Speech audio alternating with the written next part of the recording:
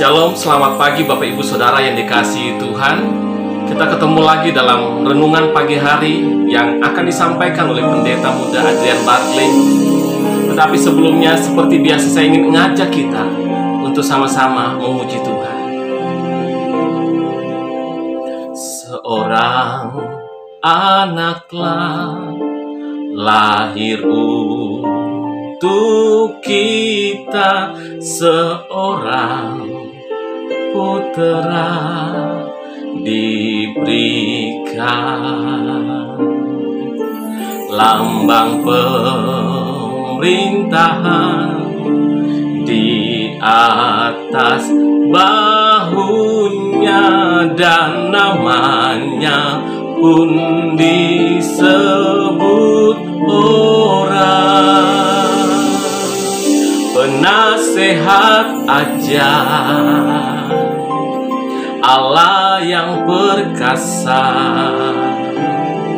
Bapa yang kekal, Raja damai. Sambutlah Dia, Yesus Tuhan, Juru Selamat dunia.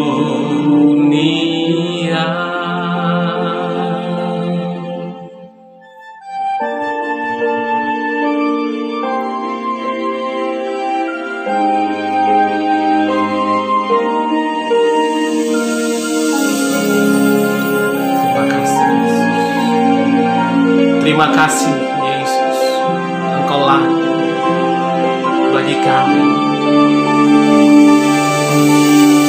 penasehat ajar, Allah yang perkasa, Bapa yang kekal, Raja damai. Sambutlah Dia,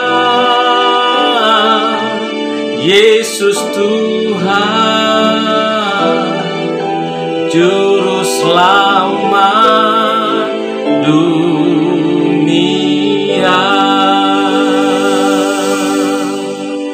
Sambutlah Dia, Yesus Tuhan, Juru Selamat dunia.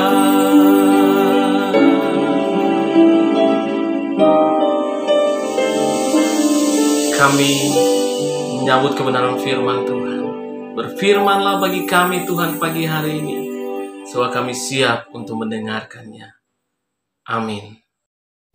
Shalom, selamat pagi Bapak Ibu yang dikasihi Tuhan. Kembali kita akan mendengarkan renungan singkat pagi Gereja Betel Maranatha Pekalongan. Saya berdoa kiranya kita semua baik-baik dan sehat-sehat saja. Saudara yang dikasihi Tuhan, ada seorang anak yang bernama Larry Ellison.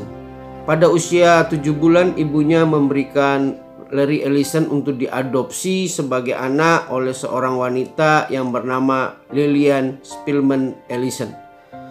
Sejak anak ini diadopsi oleh seorang wanita yang bernama Lillian, anak ini boleh bermimpi sesuatu yang besar. Sehingga akhirnya kalau saudara tahu bahwa Larry Ellison saat ini menjadi orang yang terkaya nomor 5 di dunia, dengan harta kekayaannya 706 triliun. Karena Larry Ellison ini adalah seorang pendiri perusahaan software yang menawarkan teknologi yang berbasis data. Pada saat anak ini, Larry Ellison, diadopsi oleh seorang wanita yang bernama Lillian Spillman Ellison, kehidupannya menjadi berubah. Dia menjadi orang yang bisa dapat bermimpi yang besar. Pagi hari ini kita akan mendengarkan satu kebenaran firman Tuhan untuk menyambut Hari Raya Natal yang sebentar lagi juga akan kita adakan, sekalipun kita adakan di tengah-tengah COVID-19, yang dimana perayaan ini tidak semeriah tahun-tahun yang lalu. Tetapi saya percaya bahwa berita Natal tidak berkurang, sekalipun perayaan Natal kita sangat sederhana. Pagi hari ini mari kita akan baca di dalam Galatia pasal 4 ayat 4 sampai yang ke-6. Demikian firman Tuhan. Galatia pasal 4 ayat 4 sampai yang ke-6. Demikian firman Tuhan. Tetapi setelah genap waktunya, maka Allah mengutus anaknya yang lahir dari seorang perempuan yang takluk kepada hukum Taurat. Ia diutus untuk menebus mereka yang takluk kepada hukum Taurat, supaya kita diterima menjadi anak. Supaya kita diterima menjadi anak. Dan karena kamu adalah anak, maka Allah telah menyuluh roh anaknya ke dalam hati kita, yang berseru, ya Aba, ya Bapa. Saudara yang dikasihi Tuhan, salah satu alasan mengapa Yesus diberikan kepada kita dan datang ke dunia adalah Alkitab berkata, supaya saudara dan saya diterima menjadi anak, atau diangkat menjadi anak, atau lebih tepat dikatakan supaya kita diadopsi menjadi anak Allah. Saudara yang dikasihi Tuhan, Allah ingin hubungan kita dengan Dia itu sebagai hubungan bapa dan anak, sebagai hubungan keluarga, bukan sebagai hubungan bos dan bawahan, bukan sebagai hubungan tuan dan hamba, tetapi Allah mau saya dan saudara menjadi sebuah hubungan bapa dan anak, menjadi sebuah keluarga ilahi yang baru. Untuk itu alasan salah satunya Yesus diberikan kepada saudara, tidak sekedar hanya menebus dosa saudara supaya kita dapat diselamatkan, tetapi pagi ini firman Tuhan mengajarkan kepada kita, Yesus diberikan kepada saudara dan saya supaya kita diangkat menjadi anak. Saudara yang dikasihi Tuhan, tentu ini merupakan sebuah berita yang sukacitanya luar biasa, saudara, melebihi dari segala yang saudara peroleh. Karena kelahiran Yesus diberikan kepada saudara supaya saudara diangkat, diadopsi oleh Allah menjadi anak-anak Allah.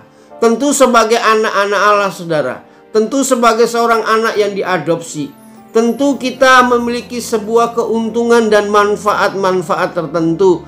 Seperti seorang anak memiliki masa depan yang baru, yang tadinya dia tidak berani bermimpi yang besar, tetapi ketika dia diadopsi, maka dia memiliki mimpi yang besar. Seperti yang terjadi oleh Larry Ellison.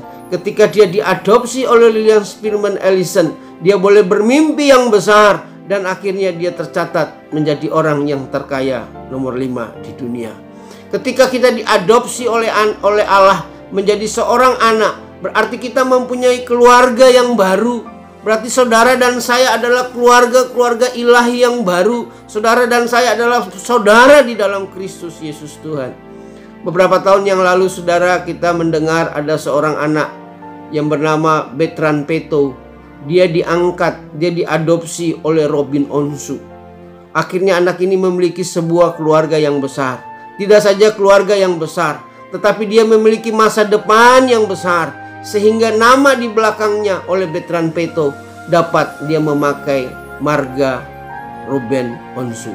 Saudara yang dikasihi Tuhan, ketika kita diangkat oleh Allah menjadi anak Allah, kita mempunyai identitas yang baru.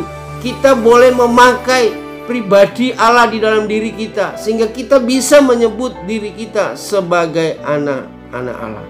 Tentu sebagai anak yang diadopsi, kita juga memiliki kasih sayang yang baru dan berhak memperoleh warisan. Kita juga memiliki rumah yang baru. Saudara dan saya, jika suatu ketika kita pulang pergi kemana-mana, kita dapat pulang ke rumah kita yang baru. Tentu yang dimaksud adalah ketika kita dipanggil Tuhan, kita memiliki rumah yang baru, yaitu di surga. Maka Yesus pernah berkata, aku pulang ke surga untuk menyediakan tempat di surga bagi saudara dan saya. Saudara yang dikasihi Tuhan, kiranya kebenaran firman ini pagi ini menguatkan kepada kita. Berita Natal pagi ini datang kepada kita, bahwa Yesus diberikan kepada saudara dan saya supaya kita diterima menjadi anak-anak Allah. Saudara yang dikasihi Tuhan, tetapi tidak saja sampai di situ. Alkitab berkata ketika kita percaya kepada Yesus, Allah menyuluh rohnya, yaitu Roh Kudus yang tinggal di dalam kita, sehingga kita dapat memanggil dia, ya Aba, ya Bapa. Tidak sekedar memanggil secara latah. Yang dimaksud memanggil ya Aba, ya Bapa adalah supaya kita mengenal Allah secara sempurna. Maka Roh Kudus diberikan kepada saudara dan saya supaya kita dapat mengenal Allah secara sempurna. Sehingga dari kesadaran itu muncullah dalam perkataan kita memanggil Dia ya Aba, ya Bapa. Saudara yang dikasihi Tuhan, kalau kita sadar bahwa Allah itu adalah Bapa kita, maka sebagai seorang Bapa, tentu seorang anak akan mendapatkan segala yang dibutuhkan. Jadi sadari saudara dan saya adalah anak-anak Allah, dan Allah adalah Bapa kita. Maka segala yang saudara butuhkan sudah disediakan bagi saudara dan saya. Dari ayat ini saudara yang dikasihi Tuhan, dari nats yang kita baca, saya bisa menarik satu kesimpulan. Seolah-olah Allah berkata kepada kita pagi hari ini, "Nak, semua yang kamu butuhkan telah Aku sediakan." Sebagai Bapa, tentu saudara, Dia bertanggung jawab untuk menyediakan apa yang saudara butuhkan. Sebagai seorang anak, kalau saudara memiliki sebuah pertanyaan-pertanyaan yang saudara tidak mengerti jawabannya, maka marilah datang kepada Bapa sebagai sumber jawaban atas kehidupanmu. Sebagai seorang Bapa juga tentu Dia berkewajiban untuk melindungi anak-anaknya dari yang jahat. Dan sebagai seorang Bapa, tentu juga Dia berkewajiban memberikan pertolongan, memberikan kebutuhan apa yang dibutuhkan oleh anak-anaknya. Saudara yang dikasihi Tuhan, bukankah ini merupakan sebuah berita Natal yang sangat mengembirakan bagi saudara dan saya? Saudara yang dikasihi Tuhan, di dalam Lukas pasal yang ke-11 ayat yang ke-11 sampai 13, demikian firman Tuhan. "Bapak manakah di antara kamu, jika anaknya minta ikan daripadanya, akan memberikan ular kepada anaknya itu ganti ikan? Atau jika ia minta telur, akan memberikan kepadanya kalajengking? Jadi jika kamu yang jahat tahu memberikan pemberian yang baik kepada anak-anakmu, apalagi Bapamu di surga, Ia akan memberikan Roh Kudus kepada mereka yang meminta kepadanya." Saudara yang dikasihi Tuhan, Alkitab mengajarkan kepada kita bahwa sebaik-baiknya kita, sesungguhnya kita ini adalah jahat. Artinya bahwa sebagai Bapa yang tidak bisa berperan sebagai Bapa yang baik saja, ketika anak-anaknya meminta sesuatu, seorang Bapa pasti memberikan yang terbaik. Dia tidak akan memberikan ular ketika anaknya minta ikan. Dia tidak akan memberikan kalajengking ketika anaknya meminta telur. Saudara yang dikasihi Tuhan, firman Tuhan ini mengajarkan kepada kita, apalagi Bapamu yang di surga, Dia adalah Bapa yang baik. Dia akan memberikan yang terbaik bagi anak-anaknya. Dia akan memberikan Roh Kudus kepada kita. Dan kita sudah menerima Roh Kudus ketika kita percaya kepada Yesus. Roh Kudus diberikan kepada kita. Salah satunya adalah sebagai jaminan, sebagai perskot, sebagai uang muka untuk kita menerima janji keselamatan yang Allah sudah sediakan bagi saudara dan saya. Di dalam Galatia pasal yang keempat ayat 7-9, demikian firman Tuhan. "Jadi kamu bukan lagi hamba, melainkan anak. Jika kamu anak, maka kamu juga adalah ahli waris oleh Allah.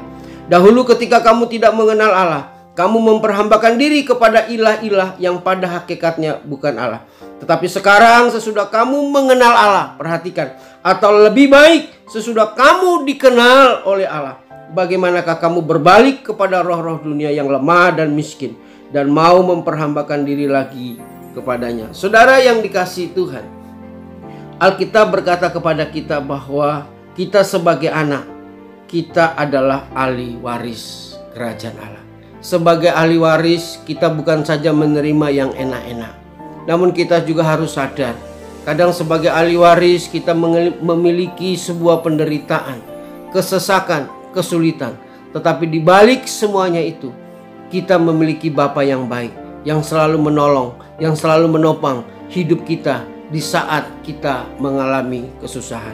Sebagai anak Allah, tentu kita memiliki berkat warisan yang menjadi bagian kita, bukan saja di dunia ini, tetapi di masa yang akan datang.